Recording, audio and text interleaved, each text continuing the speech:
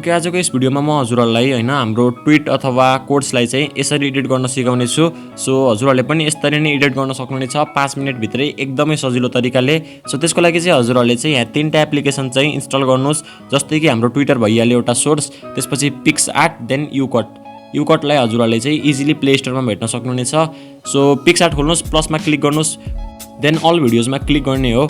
So यति गर्ने बित्तिकै अब हामीले यहाँ भिडियोलाई चाहिँ छान्न पर्ने हुन्छ हैन। सो मैले चाहिँ हजुरहरूलाई भिडियो पनि उपलब्ध गराइदिने छु। सो डिस्क्रिप्सनलाई चाहिँ एकचोटि चेक गर्नुस्।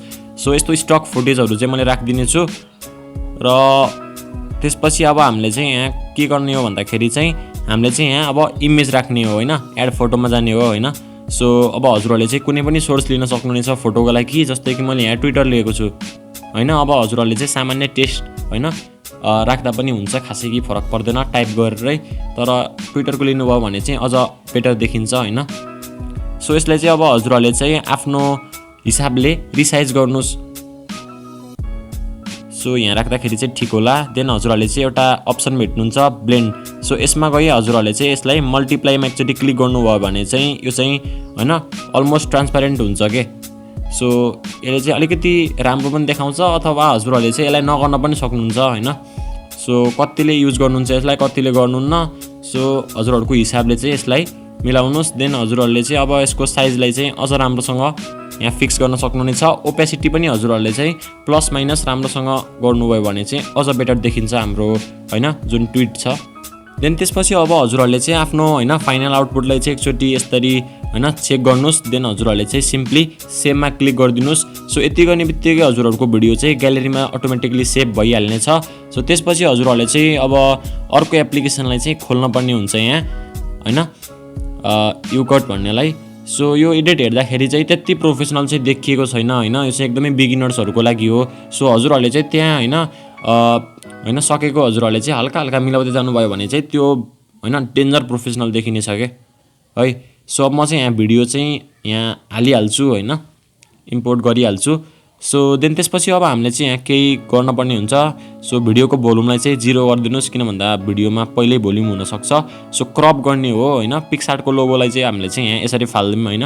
देन त्यसपछि हैन हजुरहरूले चाहिँ अब यस्तो यो प्लसको छेउमा रहेको यो व्हाइटलाई चाहिँ क्लिक गर्नुभयो भने चाहिँ अरू अप्सन आउँछ हैन, त्यो खाली ठाउँमा क्लिक गर्नुभयो भने। सो ब्याकग्राउन्डमा गई हजुरहरूले चाहिँ आफ्नो रेसियोलाई चाहिँ यहाँबाट मेन्टेन गर्न सक्नुहुनेछ। देन हजुरहरूले चाहिँ हैन यसरी फिक्स गर्नुस् हैन कसरी हजुरहरूलाई चाहिएको छ। देन एकचोटि प्ले गरेर हेरौँ हैन। अब हाम्रो यो भिडियोमा इफेक्ट भयो भने चाहिँ अझ हैन राम्रो देखिन्थ्यो। सो त्यसको लागि चाहिँ हजुरहरूले चाहिँ फेरि खाली ठाउँमा क्लिक गर्नुस् हैन, यो तलैपट्टिकोमा। फर्स्ट पहिला म फिक्स गर्छु हैन, फिक्स गरौँ। सो अब यहाँ जाने बित्तिकै हामीले इफेक्ट भन्ने देख्न सक्छौँ हो। सो त्यसपछि अब हामी इफेक्टमै जाउँ हैन।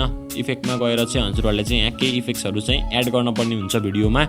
सो इफेक्ट एड गर्नको लागि चाहिँ इफेक्टमा एकचोटि क्लिक गर्नुस् हैन, यानि कि होल्ड गर्नुस्। होल्ड गर्ने बित्तिकै हजुरहरूको भिडियोमा चाहिँ अटोमेटिकली हाम्रो इफेक्ट चाहिँ एड हुँदै जान्छ। सो यहाँ चाहिँ हजुरहरूले चाहिँ हैन एउटै इफेक्ट्स भन्दा पनि फरक इफेक्ट्स युज गर्नुभयो भने चाहिँ एकदमै राम्रो देखिन्छ। सो ग्लिच, VCR र VHS भन्ने हैन यो 3टा इफेक्ट्स युज गर्नुभयो भने चाहिँ भिडियोमा चाहिँ धेरै राम्रो लुक्स आउनेछ। सो मैले के भन्न चाहन्छु भन्दा इफेक्ट युज गर्दा हैन यो भिडियोको लागि वास्ता नगर्नुस्। अहिले हजुरहरूले चाहिँ पास्ट भन्ने खोज्नुस् है। त्यो पास्ट भन्नेलाई चाहिँ भिडियोको अन्तिमसम्म के त्यो इन्टायर भिडियोमै त्यो पास्ट भन्ने इफेक्टलाई चाहिँ राखिदिनुस्। देन हजुरहरूलाई चाहिँ मैले देखाएको थिएँ नि त्यो 3टा, त्योलाई चाहिँ बिचमा राखिदिनुस्। त्यो गर्नुभयो भने चाहिँ एकदमै प्रोफेसनल लुक आउँछ। हैन भने चाहिँ हजुरहरूको हिसाब अनुसार हैन हजुरहरूले चाहिँ इफेक्टलाई युज गर्न सक्नुहुनेछ। तर मैले भनेको मान्नुहुन्छ भने चाहिँ त्यही गर्दा बेस्ट हुन्छ। अथवा हजुरहरूले चाहिँ हैन एउटा PIP भन्ने बटन भेट्न सक्नुहुनेछ। PIP मा जानुस्, देन मेटेरियलमा जानुस्। सो ब्ल्याकमा एकचोटि क्लिक गर्नुस्, यसलाई चाहिँ फुल बनाउनुस्। देन त्यसपछि यो चाहिँ हाम्रो इन्टायर स्क्रिनमा डिस्प्ले हुनुपर्ने हो। सो यसलाई चाहिँ हामी तन्काम हैन। देन हजुरहरूले चाहिँ यहाँ ओपेसिटी भन्ने अप्सन भेट्नुहुन्छ, एक कालोमै क्लिक गर्नु है फेरि। सो ओपेसिटीमा जानुस्। देन हजुरहरूले चाहिँ यसलाई चाहिँ 15 देखि 29 सम्म चाहिँ फिट गर्न सक्नुहुनेछ। सो यति गरेर चाहिँ हजुरहरूले चाहिँ हैन सेभ गर्न सक्नुहुनेछ। सो मैले भनेको मान्नुहुन्छ भने चाहिँ पास्ट युज गर्नुस् र अरू इफेक्ट। सो आजको लागि यति मात्रै। Thanks for watching.